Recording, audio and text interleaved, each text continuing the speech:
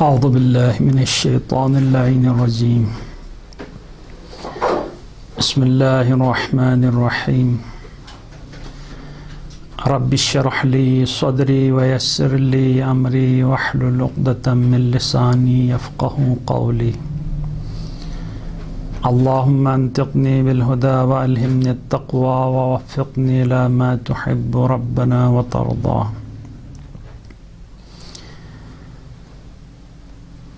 الحمد لله رب العالمين. الحمد لله الذي هدانا لهذا وما كنا لنهتدي لولا أن هدانا الله. والصلاة والسلام على أشرف الأنبياء والمرسلين حبيب إله العالمين بالقاسم المصطفى محمد وعلى أولاده الطيبين الطاهرين المعصومين المظلومين الذين أذهب الله عنهم الرجس وطهرهم تطهيرا. اللهم صل على محمد وآل محمد ولعنة الله على أعدائهم من الآن إلى قيام يوم الدين. أما بعد فقد قال الله تبارك وتعالى في كتابه الكريم. بسم الله الرحمن الرحيم. يا أيها الذين آمنوا كتب عليكم الصيام كما كتب على الذين من قبلكم لعلكم تتقون.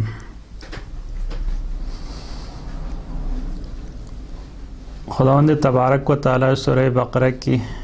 183 نمبر کی آیت میں فریضہ روزے کے بارے میں ارشاد فرما رہا ہے، اے صاحبان ایمان، آپ کے اوپر فرض کیے گئے ہیں روزوں کو جس طرح آپ سے پہلے امتوں کے اوپر روزے فرض کیے گئے تھے، اور روزہ فرض کیے جانے کا مقصد اور ہدف، غرض و غایت یہ ہے لعلکم تتقون، شاید آپ متقی اور پرہیزگار بن جائیں۔ روزہ اور تقوی کے درمیان آپس میں کیا رشتہ ہے کہ انسان روزہ رکھ لیتا ہے تو متقی اور پرہیزگار بنتا ہے، اور بہت سارے لوگوں کے ذہنوں میں یہ بات ہے کہ بہت سارے لوگ ماہ رمضان المبارک میں روزہ رکھتے ہیں لیکن متقی پرہیزگار نہیں بنتے، لڑائی جھگڑے، چوری اور دیگر قسم کے انواع اقسام کی مخالفت اور معصیت الہی سے دوچار ہوتے ہیں۔ تو چونکہ روزہ ایک ایسا لفظ ہے جس کے پیچھے کئی معنی پنہاں ہیں، ایک روزہ جو علماء نے بیان کیے ہیں، روزے کے مراتب 3 ہیں۔ ایک روزہ عوام، اور دوسرا روزہ خواص، اور تیسرا روزہ خاص الخواص، یعنی عوام کا ایک روزہ ہے اور دوسرا روزہ خاص بندوں کا ایک روزہ ہے اور تیسرا خاص الخاص بندوں کا روزہ ہے۔ عوام کا روزہ وہی ہے جو صبح سے شام تک، اذان فجر سے اذان مغرب تک، ان 8 یا 9 چیزیں جو روزے کو باطل قرار دیتی ہیں ان سے اجتناب کرے، اور فقہائے کرام قدر نے جو واجبات روزے کے حوالے سے اور محرمات بیان کیے ہیں اس کا خیال رکھتا ہے تو یہ عوام کا روزہ بن جاتا ہے۔ مثلا ایک اذان فجر سے پہلے سحری تناول فرمانے کے بعد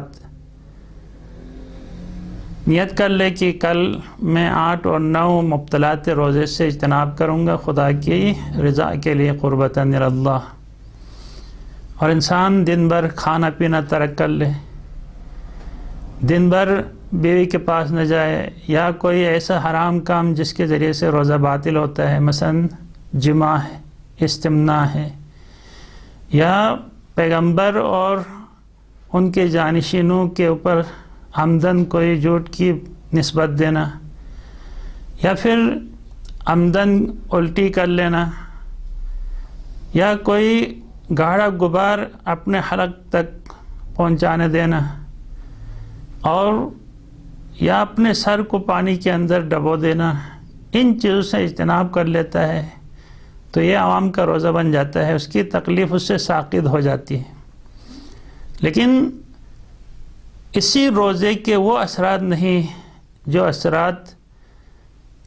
جو خاص الخاص روزہ رکھنے والے افراد ہیں یا خاص روزہ رکھنے والے افراد تھے، ان کے اوپر جو آثار طاری ہوتے ہیں۔ یہ صرف انسان کی تکلیف ساقط ہو جاتی ہے، اور خداوند تبارک و تعالیٰ نے ماہ رمضان میں جو ذمہ داری اس کے اوپر عائد کی تھی وہ ذمہ داری اس سے ادا ہو پاتی ہے، لیکن جو تقویٰ کی کیفیت ہے اس کے اوپر اس وقت طاری ہوگی جب وہ روزے خاص رکھے یا خواص لوگوں کا روزہ رکھے۔ خواص لوگوں کا روزہ یہ ہے کہ انسان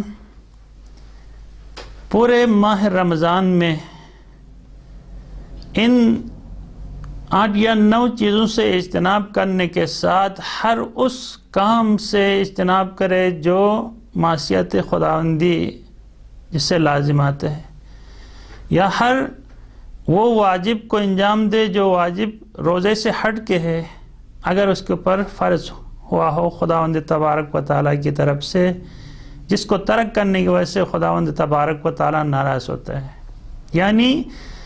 اگر کوئی ماہ رمضان مبارک میں ہر قسم کے گناہ سے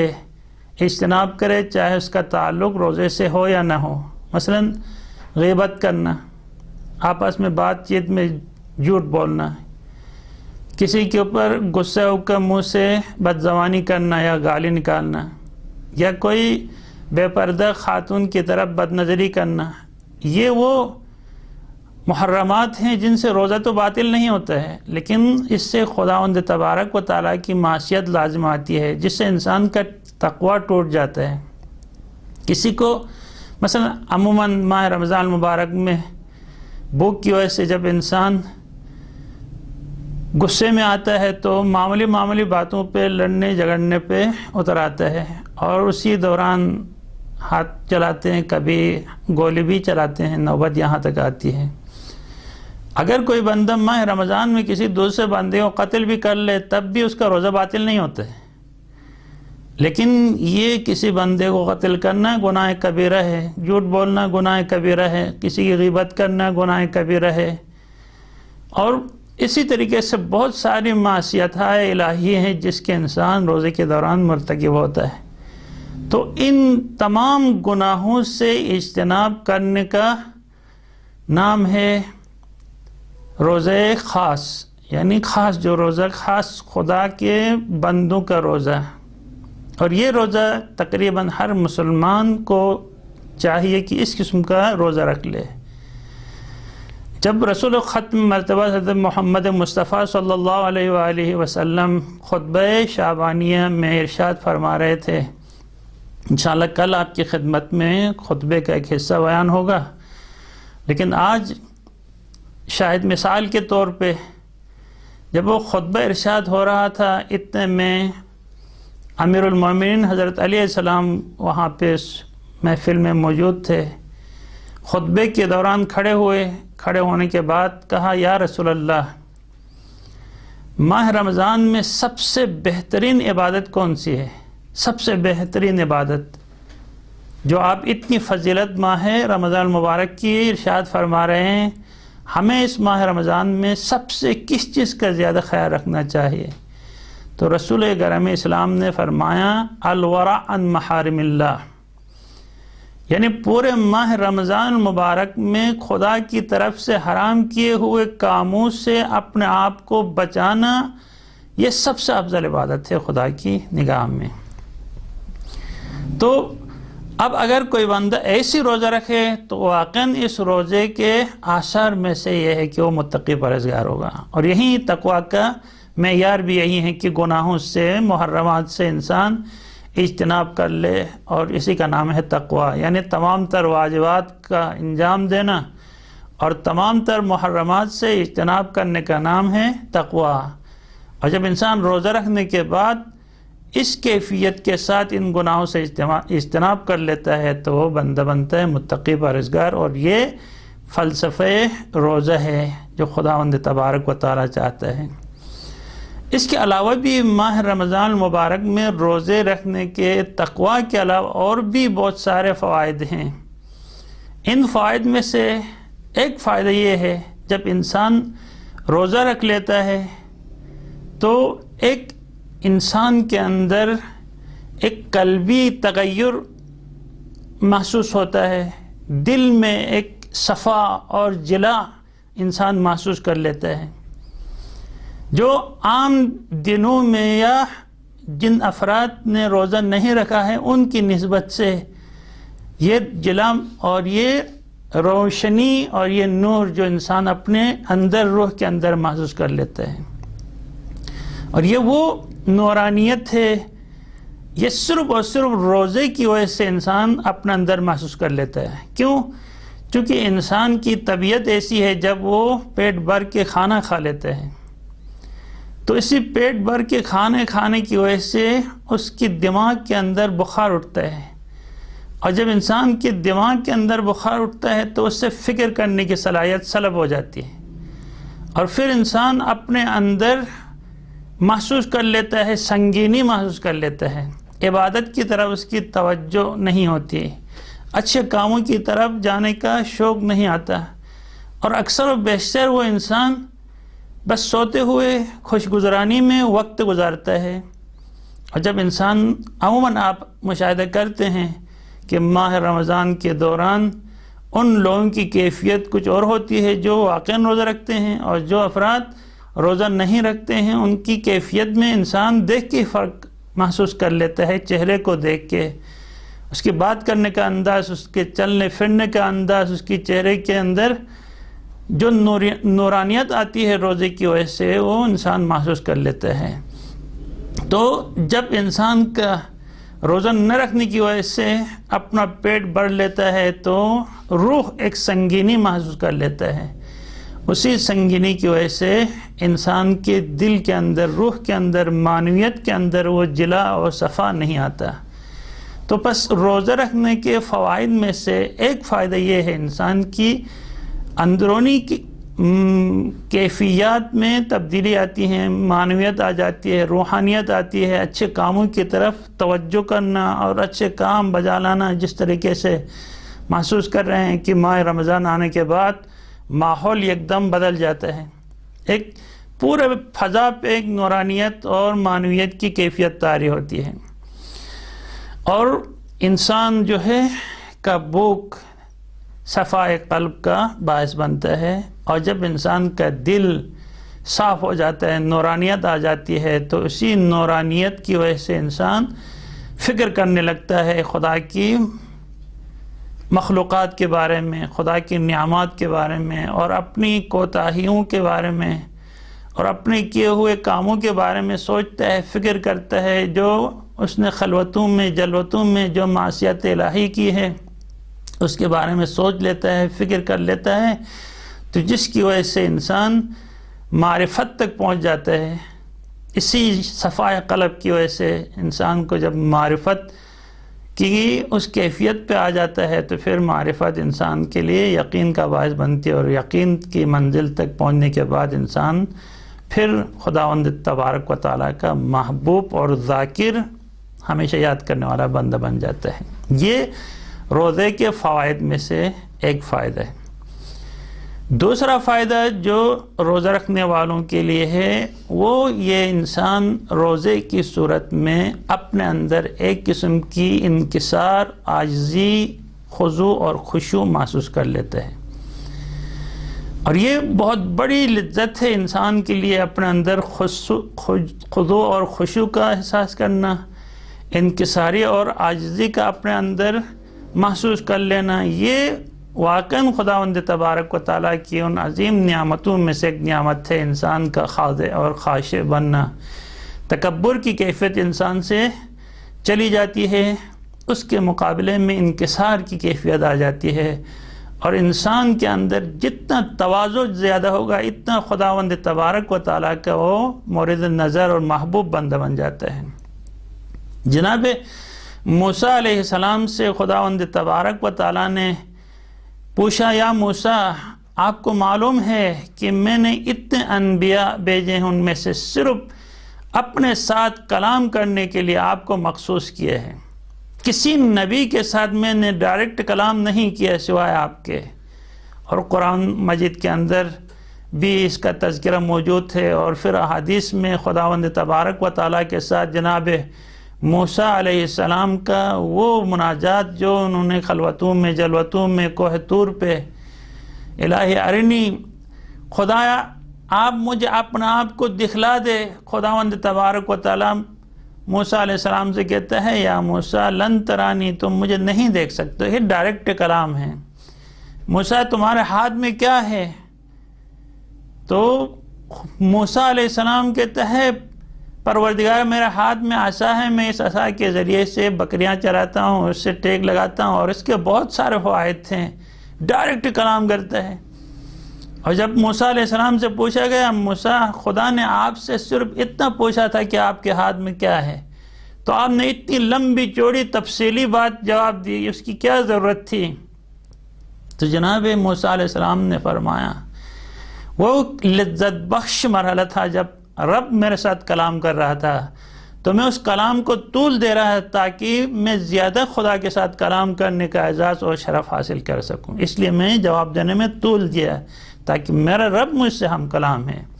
یہ ایک دفعہ نہیں ہوا، کئی دفعہ خداوند تبارک و تعالیٰ نے موسیٰ علیہ السلام کو اپنے کلام کے ساتھ مخصوص کر لیا۔ کہا، موسیٰ آپ کو معلوم ہے کہ میں نے آپ کے ساتھ ایسا کیوں سلوک کیا، کسی نبی کے ساتھ ایسا نہیں کیا؟ کہا، پروردگار آپ بہتر جانتے ہیں۔ تو خداوند تبارک و تعالیٰ نے عجیب جملہ ارشاد فرمایا، موسیٰ میں نے الگ سے لے کے آخر تک جو انسانیت کی بقا، مخلوقات کی بقا، اس تک میں نے اپنی مخلوقات میں نگاہ کی، تو پورے مخلوقات میں سے آپ سے زیادہ کوئی متواضع اور خاضع انسان کو نہیں دیکھا۔ پوری مخلوقات میں سے آپ سب سے زیادہ خاضع تھے، لہٰذا میں نے آپ ہی کو اپنے لیے مخصوص کیا۔ اب خداوند تبارک و تعالیٰ دو فرشتوں کو بھیجتا ہے اور کہتا ہے، تم دنیا میں چلو،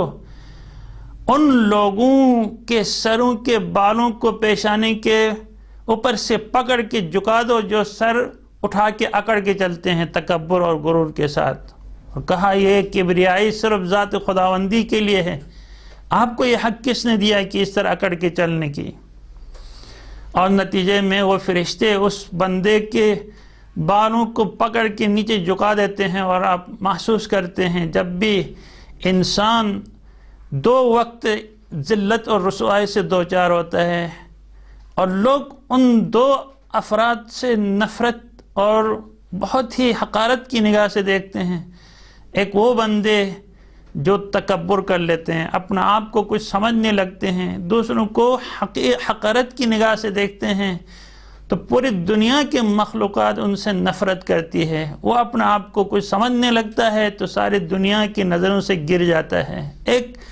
اور دوسرا وہ بندہ جب کوئی کام انجام دیتا ہے تو وہ دکھاوے کے لیے انجام دیتا ہے کہ لوگوں کے درمیان اس کی شہرت ہو جائے، کسی طریقے سے وہ زبان زد عام ہو جائے، ہر جگہ پہ اس کے بارے میں گفتگو ہو۔ جب ریاکار بندہ ہو تو پھر لوگ جتنا بھی وہ اپنا آپ کو لوگوں کے سامنے معزز بنانے کی کوشش کرتا ہے، لوگ اس سے اتنی ہی نفرت کر لیتے ہیں۔ لہٰذا روزہ رکھنے کی وجہ سے انسان متواضع اور خاشع اور انکساری اور ایک قسم کی چھوٹا پن اپنے اندر محسوس کر لیتا ہے، جس کی وجہ سے خدا کی نگاہ میں وہ بہت بلند ہو جاتا ہے۔ اور پھر ان دو فرشتوں سے خداوند تبارک و تعالیٰ نے یہ کہا ہے، جب میرے بندوں میں سے عاجزی اور انکساری کے ساتھ خضوع اور خشوع کے ساتھ کوئی سر جھکا کے چلتا ہے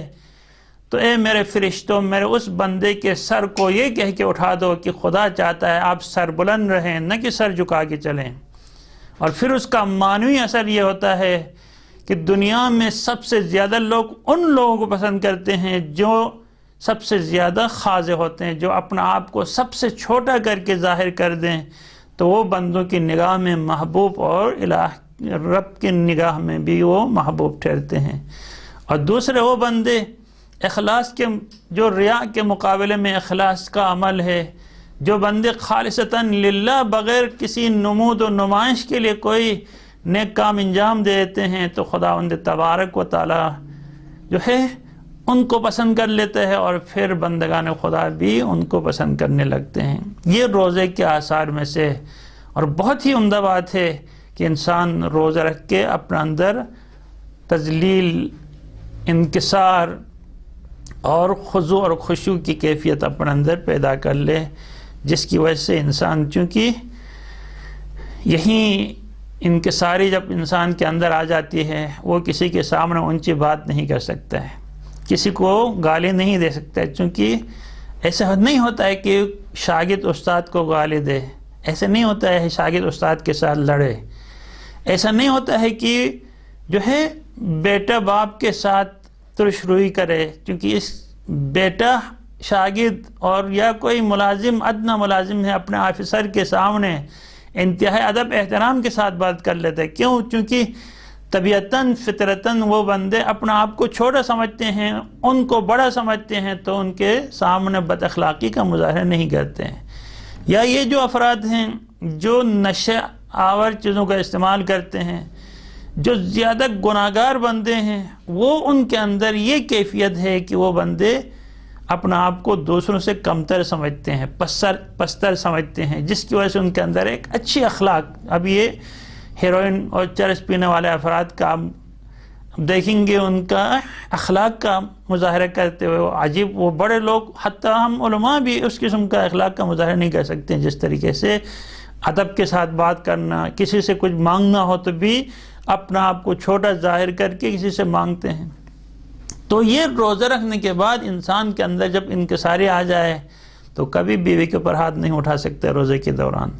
کبھی بیٹے کو گالی نہیں دے سکتا ہے، کبھی بھی کسی کے ساتھ بد کلامی اور بے احترامی نہیں کر سکتا ہے جو اپنا آپ کو دوسروں سے چھوٹا سمجھتا ہے۔ یہ سرکشی اور طغیان صرف اسی لیے ہے کہ انسان کے اندر ایک قسم کا استکبار آ جاتا ہے، اپنا آپ کو کچھ سمجھنے لگتا ہے، تکبر اس کے اندر آ جاتی ہے، تو پھر وہ بندہ سب کے ساتھ لڑتا ہے، جھگڑتا ہے، حقارت کی نگاہ سے دیکھتا ہے، تحقیر کر لیتا ہے اور جگہ جگہ پہ فتنہ و فساد برپا کر دیتا ہے۔ یہ ایک روزے کے فوائد میں سے انسان کے اندر انکسار۔ اور تیسری فائدہ جو روزہ رکھنے کی وجہ سے انسان کے اندر آ جاتی ہے وہ یہ انسان کے اندر انواع و اقسام کی شہوتیں خدا نے ودیت کی ہوئی ہیں، اور جب روزہ رکھ لیتا ہے تو وہ شہوتوں کا قوت جو ہے وہ ٹھنڈی پڑ جاتی ہے، شہوتیں کم ہو جاتی ہیں، اور کم ہونے کی وجہ سے ان شہوتوں کی وجہ سے جو انسان کے اندر ایک قسم کی طغیانی آ جاتی ہے، جس کی وجہ سے وہ بے راہ روی کا شکار ہوتا ہے۔ مثلا جس بندے کو کھانے کی شہوت ہے تو وہ کھانے کے پیچھے اتنا پڑتا ہے کہ پھر اس سے حلال اور حرام کی تمیز نہیں ہوتی ہے، جائز اور ناجائز کی تمیز نہیں ہوتی ہے، کہاں سے کھا رہا ہے، کس کا حق کھا رہا ہے، اس کی تمیز نہیں ہوتی، کیونکہ یہ کھانے کی شہوت اتنی خطرناک ہے کہ پھر وہ بہت زیادہ حرام کا مرتکب ہوتا ہے کھانے پینے کے حوالے سے۔ اور پھر اس کے بعد انسان کے اندر جو قوت باہ، شہوت باہ، خدا نے جماع کی جو شہوت رکھی ہے، دوسرے جنس مخالف کی طرف جنسی شہوت، یہ جنسی شہوت وہ طغیان گر ہے جو اکثر و بیشتر انسان اسی جنسی شہوت کی وجہ سے کل جہنم میں جائیں گے، جس طرح حدیث میں بھی ہے میرے امت میں دو قسم کے لوگ دو عمل کی وجہ سے سب سے زیادہ جہنم میں جائیں گے۔ ایک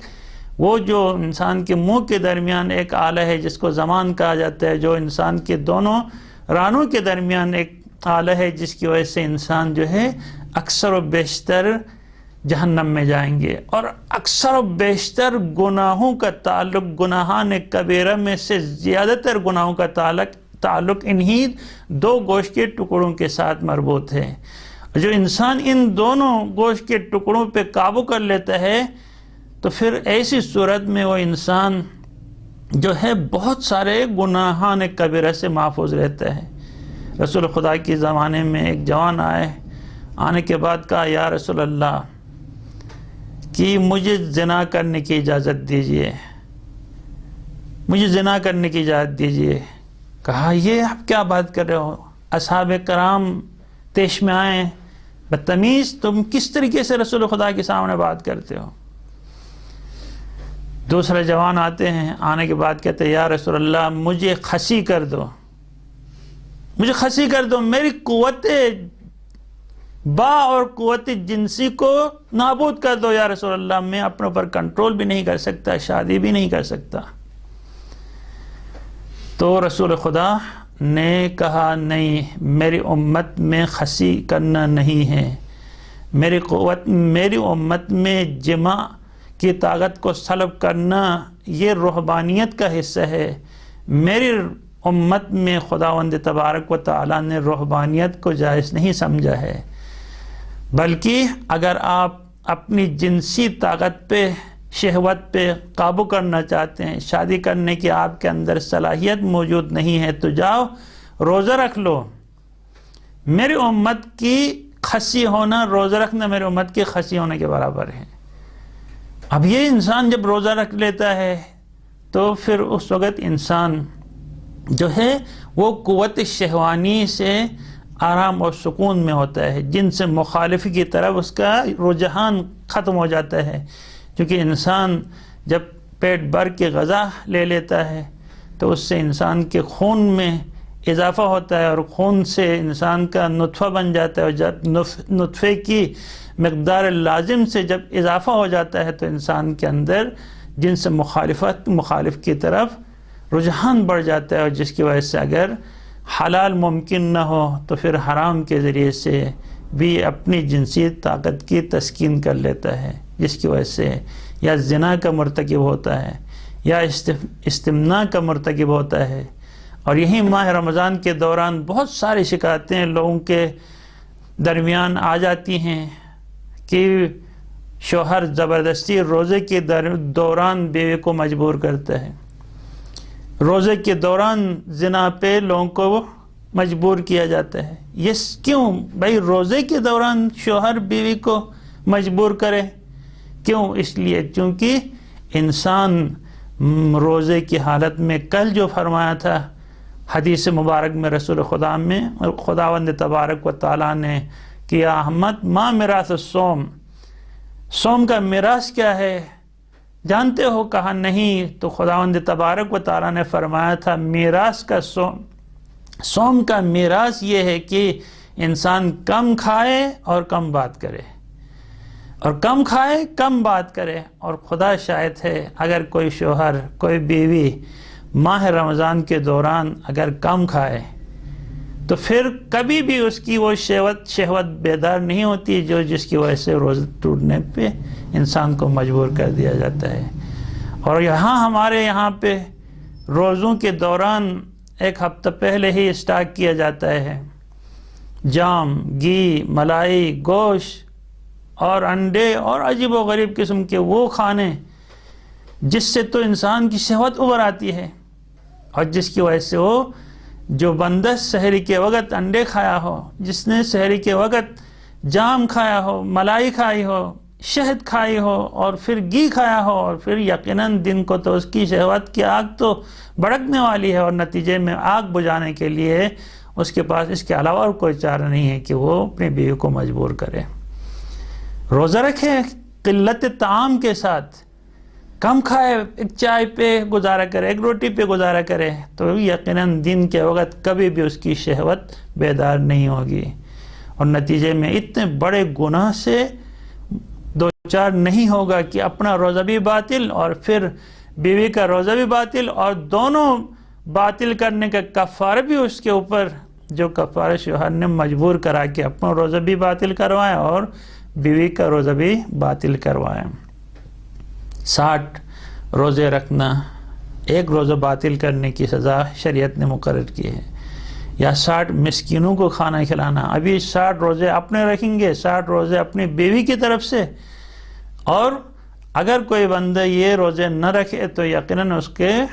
کل قیامت کے دن حساب کتاب ہوگا، اس کے اوپر عذاب ہوگا،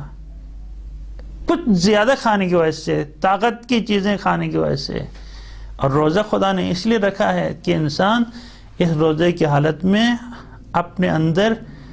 ایک ایسی معنویت اور روحانیت اور تقوی کی کیفیت پیدا ہو جائے جس کی وجہ سے انسان خدا کے قریب ہو جائے، خدا کا محبوب اور خدا کا چاہنے والا بندہ بن جائے۔ اس لیے اکثر و بیشتر گناہ کا مرتکب ہونے کی علل و اسباب یہی ہیں کہ انسان کے اندر مختلف قسم کی شہوتیں ہیں، کبھی بڑائی کی شہوت، کبھی کھانے کی شہوت، کبھی جماع اور جنسی شہوت، بہت ساری شہوتیں ہیں۔ روزہ رکھنے کی وجہ سے یہ ساری شہوتوں کا جو ہے اوپر ایک قسم کی کمی محسوس ہوتی ہے، تو پھر انسان ان گناہوں سے باز آتا ہے جو گناہ ان شہوتوں کی وجہ سے مرتکب ہوتے ہیں۔ اسی طرح روزہ رکھنے کے فوائد میں سے ایک فائدہ یہ ہے کہ انسان روزہ رکھنے سے اس کی نیند کم پڑ جاتی ہے، اور اکثر جو ہے زیادہ نیند کی وجہ سے جو انسان کی مضیع للعمر، انسان کو خداوند تبارک و تعالی نے سونے کے لیے پیدا نہیں کیا ہے، انسان کو خدا نے اپنی اطاعت اور بندگی کے لیے، دنیا میں آسائش اور عیاشی کے لیے خدا نے انسان کو دنیا میں نہیں بھیجا ہے، دنیا میں زحمتیں، تکالیف، سختیاں جھیلنے کے لیے خدا نے بھیجی ہے تاکہ یہ آسائش اور آرام اسے جنت میں میسر ہو۔ اور یہی حدیث قدسی میں بھی ہے، میرا بندہ دنیا میں عیاشی اور آسائش چاہتا ہے جبکہ میں نے عیاشی اور آسائش جنت میں رکھی ہے، وہ کب تک، وہ کس طریقے سے آسائش تک پہنچ سکتا ہے؟ لہٰذا چونکہ دنیا مشکلات، ناملائمات اور نفس کے ساتھ جو چیزیں مناسب نہیں ہیں، ان چیزوں کے ساتھ خدا نے دنیا میں احکام کو اس طریقے سے وضع کیے ہیں کہ انسان کا نفس کبھی نہیں چاہتا کہ وہ روزہ رکھے، انسان کا نفس نہیں چاہتا کہ وہ نماز پڑھے، انسان کا نفس نہیں چاہتا ہے کہ وہ اپنے مال میں سے خمس ادا کرے، زکوٰۃ ادا کرے، راہ خدا میں انفاق کرے، نہیں چاہتا ہے انسان کا نفس سے، لیکن خدا چاہتا ہے اپنے نفس کی مقابلہ کر کے میری اطاعت اور بندگی کرو۔ وَنَفْسٍ وَمَا سَوَّاهَا فَأَلْهَمَهَا فُجُورَهَا وَتَقْوَاهَا قَدْ أَفْلَحَ مَنْ زَكَّاهَا۔ نفس کی قسم اور نفس کے بنانے والے کی قسم کہ خداوند تبارک و تعالیٰ نے اس نفس انسان کو دو طاقتیں عطا کی ہیں، ایک فسق و فجور کی طاقت، ایک اور تقوی اور معنویت کا، اور دونوں صلاحیتیں اس کے اندر موجود ہیں۔ قد افلح من زکاہا، اور جو انسان اپنے نفس کو پاک کر دے وہ کامیاب ہے، اور خصوصاً ماہ رمضان تزکیہ نفس کے لیے بہترین موسم اور بہترین مہینہ اور بہترین حالات، کیونکہ سب کے سب لوگ روزے سے ہوتے ہیں، تو ایک قسم کی آسانی انسان کے لیے پیدا ہوتی ہے کہ وہ اس روزے میں معنویت اختیار کرے، اطاعت اور بندگی کے راستے کو اختیار کرے۔ وقد خاب من دساہا، اور جس نے اپنے نفس کو آلودہ کیا وہ خسارے میں ہے۔ تو پس انسان روزہ رکھنے کی وجہ سے کیا ہوتا ہے، ان بہت سارے وہ نیند جو انسان کو قرآن پڑھنے نہیں دیتی، وہ نیند جو انسان کو عبادت کرنے نہیں دیتی، وہ نیند جو انسان کو کسی کے سامنے بیٹھ کے واعظ و نصیحت سننے نہیں دیتی، وہ نیند جو انسان کو کسی اور اچھے کام کی طرف جانے سے رکاوٹ بنتی ہے، یہ روزہ اس نیند کو برباد کر دیتی ہے۔ اور حقیقی معنی پہ اگر کوئی بندہ جام نہ کھائے، گھی نہ کھائے، تیل کی چیزیں، پکوڑے اور سموسے اور انواع اقسام کے حلوے، یہ طاقتور چیزیں جب انسان کھا لیتا ہے تو پھر وہ صبح کے ٹائم پہ سحری کھا کے سو جاتا ہے اور مست ہو جاتا ہے، کوئی 4-5 بجے اٹھتا ہے کہ آج بہت اچھا روزہ گزرا۔ یہ کیا روزہ ہے؟ انسان نے سونے کے لیے تو خدا نے پیدا نہیں کیا ہے۔ تو آپ محسوس کریں گے، آپ دیکھیں ایک دن آپ کچھ طاقت کی چیزیں نہ کھا کے دیکھیں، اس دن آپ کو نیند نہیں آئے گی، اور جب نیند نہیں آئے گی تو آپ کیا کریں گے؟ ٹائم پاس کرنا ہے نا۔ ٹائم پاس کرنے کے لیے وہ نوجوانوں کی طرح نہیں جو لڑو کھیلتے ہیں، تاش کھیلتے ہیں، وہ تو شیطان کی ٹائم پاس ہوتی ہے، وہ تو اس سے بربادی ہے اس انسان کے لیے جو جوا میں مشغول ہو روزے ٹائم پاس کرنے کے لیے۔ اس سے بہتر ہے، جوا کرنے سے بہتر انسان سوتا رہے، لیکن جوا کرتا ہے۔ کاش ماہ رمضان مبارک جو بہار قرآن ہے، ہر چیز کا ایک بہار ہوتا ہے، اور قرآن کا بہار ماہ رمضان مبارک ہے۔ رسول پاک نے ارشاد فرمایا کہ ماہ رمضان مبارک میں قرآن مجید کی ایک آیہ پڑھنے کا ثواب دیگر مہینوں میں پورے قرآن ختم کرنے کے ثواب کے برابر۔ صرف ایک آیہ پڑھنے کا، یعنی ایک آیہ بسم اللہ الرحمن الرحیم ایک آیہ، الحمدللہ رب العالمین ایک آیہ، اگر کوئی بندہ اتنی ایک آیہ کی تلاوت کر لے ماہ رمضان مبارک میں تو اس سے دیگر مہینوں میں پورے قرآن کے ختم کرنے کا ثواب دیا جاتا ہے۔ تو اب انسان جس طرح ائمہ معصومین علیہم السلام اسی ماہ رمضان کے دوران 40 قرآن ختم کیا کرتے تھے، 40 قرآن، اور عام مہینوں میں 3 قرآن ختم کیا کرتے تھے، اور ماہ رمضان مبارک آتا ہے تو 40 قرآن۔ اور چونکہ انسان اگر دقت سے پڑھ لے آرام سے تو 15 گھنٹے میں ایک قرآن ختم کر سکتے ہیں، تو ایک دن میں اگر انسان چاہے تو کم و بیش 2 قرآن پڑھ سکتے ہیں ایک دن میں، یا ایک دن ایک قرآن بھی ختم کر لے تو واقعاً اس کے لیے کتنا اعزاز ہے۔ 6335 آیتیں قرآن مجید کے اندر موجود ہے، اگر کوئی بندہ ایک آیت پڑھ لے تو اس نے ایک قرآن ختم کیا، تو 6335 آیتیں پڑھنے کا ثواب، 6335 قرآن ختم کرنے کا ثواب، ایک قرآن اگر کوئی ختم کر لے۔ بدقسمت ہوگا وہ انسان جو ماہ رمضان کو سو کے گزار لے،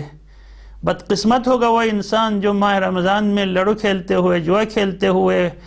فٹ بال اور والی بال اور اس قسم کے لہویات میں اپنا آپ کو مشغول رکھے۔ انسان کی زندگی پہ کوئی اعتبار اور بھروسہ نہیں ہے۔ اس کرونا وائرس کے آنے کے بعد کو تو انسان کو زیادہ محتاط رہنا ہے، زیادہ اپنے گناہوں کو یاد کرنا ہے، خداوند تبارک و تعالیٰ کی اطاعت اور بندگی کے لیے اپنا آپ کو آمادہ و تیار کرنا ہے، نہ کہ انسان صرف ٹائم پاس کر لے۔ تو نیند کی کیفیت جو ہے کم ہو جاتی ہے جب انسان وہ والا روزہ رکھے جو روزہ خدا چاہتا ہے انسان سے، تو پھر انسان جو ہے بہت سارے غلطیوں سے انسان محفوظ رہ سکتا ہے۔ اور پھر اس کے بعد جو روزہ رکھنے کے فوائد میں سے ایک فائدہ یہ ہے کہ روزے کے دوران انسان کے اوپر عبادتیں آسان ہو جاتی ہیں، عبادتیں آسان ہو جاتی ہیں روزہ رکھنے، کیونکہ اس سال تو ہماری بدقسمتی ہوئی، پتہ نہیں ہم نے ماہ رمضان جو گزر گئے ہیں ان کا شاید حق ادا نہیں کیا، یہ نعمت ہم سے چھن گئی ایک نامرئی کرونا وائرس کی وجہ سے۔ آج ہمارے مساجد کے اوپر تالے ہیں، ہماری نماز جماعت چھٹی ہے، ہمارا نماز جماعت معطل ہے، اور مساجد کے اندر ماہ رمضان میں جو رش ہوتا ہے وہ کسی اور مہینے میں اتنا رش نہیں ہوتا ہے۔ کیوں؟ انفاق، یعنی یہاں پہ 100 200 300 بندے ہر رات افطاری کر لیتے ہیں، اس کی افطاری کے تمام تر اخراجات مومنین عطا کرتے ہیں، خمس زکوٰۃ بے تحاشا ادا کرتے ہیں پورے پاکستان کے اندر، اور نمازیں پڑھتے ہیں، نفل پڑھتے ہیں، قرآن کی تلاوت کر لیتے ہیں، وہ افراد ذکر و فکر کر لیتے ہیں، علماء کے وعظ و نصیحت سنتے ہیں، ٹی وی کے اندر بھی وہ لہو لائب کے وہ پروگرام آتے ہیں ان کو کم دیکھتے ہیں، دینی پروگرام کو زیادہ توجہ سے دیکھتے ہیں۔ یہ کیوں؟ کیونکہ یہ روزے کے اثرات اور برکات ہیں۔ جب انسان روزہ رکھ لیتا ہے تو اس کے اندر عبادت کا شوق آ جاتا ہے۔ اگر یہی انسان جو ماہ رمضان میں روزہ رکھنے کی وجہ سے اپنے اندر تبدیلی محسوس کر رہا ہے، یہی انسان اگر سال بھر روزہ رکھے، یہی کیفیت سال بھر اس کے اوپر طاری ہوگی، جو ماہ رمضان میں روزہ رکھنے کی وجہ سے جو کیفیت اس کے اوپر طاری ہوئی ہے۔ تو ان فوائد کے ہوتے ہوئے انسان روزہ رکھ لے، اور پھر ایک اور روزے کے فوائد میں سے یہ فائدے اکثر و بیشتر انسان کا 24 گھنٹوں میں انسان جتنا زیادہ کھا لے اتنی زیادہ وہ انسان باتھ روم کی طرف جانے کا محتاج ہوتا ہے۔ جتنا زیادہ کھا لے، جتنا پانی زیادہ پیے، جتنا کھانا زیادہ کھا لے، اتنا انسان باتھ روم کو بہت زیادہ استعمال کر لیتا ہے، اور اکثر و بیشتر انسان کا بہت سارا ٹائم، اور خصوصاً وہ لوگ جو شکی مزاج لوگ ہیں، ان کا اکثر و بیشتر ٹائم باتھ روم میں گزر جاتا ہے۔ اور جب انسان روزہ رکھ لیتا ہے تو اس سے باتھ روم جانے کی حاجت ختم ہو جاتی ہے، کم ہو جاتی ہے، جس کی وجہ سے اس ٹائم میں بھی کوئی خدا کی اطاعت اور بندگی، کوئی ذکر کرے، کوئی فکر کرے، کوئی دعا پڑھ لے، مسنون دعائیں، منقول دعائیں، خصوصاً ماہ رمضان میں دنوں کو پڑھنے والی دعائیں، راتوں کو پڑھنے والی دعائیں، اور سحر کے ٹائم پہ پڑھنے والی دعائیں، ان دعاؤں کو وہ پڑھ سکتا ہے اگر اپنے وقت کو بچا لے۔ تو روزے کی وجہ سے انسان جو ہے اپنے بہت سارا ٹائم بچا لیتا ہے، نیند کی وجہ سے جو ٹائم ضائع ہوتی ہے وہ بچ جاتی ہے، باتھ روم میں جانے کی وجہ سے جو ٹائم بچ جاتی ہے وہ بچ جاتی ہے۔ اور ان فوائد میں سے ایک فائدہ یہ ہے کہ انسان روزہ رکھنے کی وجہ سے اپنے مال کو خرچ کرنے کی اس کے اندر ایک جذبہ اور احسار کی کیفیت پیدا ہوتی ہے، اور جس کی وجہ سے انسان بہت زیادہ ماہ رمضان میں روزے کے دوران مال خرچ کر لیتے ہیں، گھروں پہ افطاریاں دیتے ہیں، غریبوں کے گھروں پہ راشن پہنچا دیتے ہیں، لوگوں کے لیے عید کو کپڑے اور دیگر اخراجات کے لیے امداد کر لیتے ہیں۔ یہ روزے کے اثرات میں سے ہے۔ اب یہ جو ظاہری جو روزہ ہے، عوام کا روزہ ہے، اسی ایک روزہ رکھنے کی وجہ سے انسان جو ہے اتنا اپنے اندر معنوی اثرات محسوس کر لیتا ہے۔ اور جو بندہ خواص کا روزہ رکھ لے یا خاص الخواص کا روزہ رکھے، خاص الخواص کا روزہ یہ ہے کہ انسان تمام تر محرمات کو ترک کرنے کے ساتھ ساتھ ہر اس چیز سے اپنا آپ کو بچا لیتا ہے جو یاد الہی سے اسے غافل کر دے۔ اور انسان جب یاد الہی میں مشغول ہو جاتا ہے تو پھر اس وقت انسان خدا کو اپنے بہت ہی قریب محسوس کر لیتا ہے، اور خداوند تبارک و تعالیٰ بھی یہی فرماتا ہے، انا جلیس من جالسنی، جو میرے ساتھ بیٹھتا ہے میں اسی کے ساتھ بیٹھتا ہوں، فاذکرونی اذکرکم، تم میری یاد کرو میں تمہاری یاد کروں گا، واشکروا لی ولا تکفرون، میری نعمتوں کا تم کثرت سے شکر بجا لایا کرو اور انکار مت کرو۔ اور پھر انا مطیع من اطاعنی، جو بندہ میری اطاعت کرتا ہے میں اپنے اس بندے کی اطاعت کرتا ہوں، جب وہ مجھ سے دعا مانگتا ہے تو میں اس کی اطاعت کر کے اس کی دعا کو مستجاب کرتا ہوں۔ تو خداوند تبارک و تعالیٰ اس طریقے سے اپنے اس بندوں کو یاد کر لیتا ہے جو بندہ ہے جتنی، جب کسی بندے نے کسی عالم سے پوچھا کہ خداوند تبارک و تعالیٰ ہمیں کتنا چاہتا ہے، کہا کہ اپنے دل کے اندر جھانک کے دیکھو تم خدا کو کتنا چاہتے ہو، تم جتنا خدا کو چاہتے ہو اتنا خدا بھی آپ کو چاہتا ہے، جتنا آپ خدا کا احترام کرتے ہیں اتنا خداوند تبارک و تعالیٰ اپنے بندوں کا احترام کرتا ہے۔ تو خداوند تبارک و تعالیٰ سے دعا گو ہوں پروردگار عالم ہمیں اسی ماہ رمضان میں اس کیفیت کے ساتھ روزہ رکھنے کی توفیق عطا فرمائیں جس کیفیت کے ساتھ روزہ ہمیں فائدہ پہنچا دیتا ہے، جس کے اتنے سارے فوائد ہیں۔ انشاءاللہ باقی ماندہ باتیں پھر آپ کی خدمت میں ترتیب وار بیان ہوں گی۔ السلام علیکم ورحمۃ اللہ وبرکاتہ۔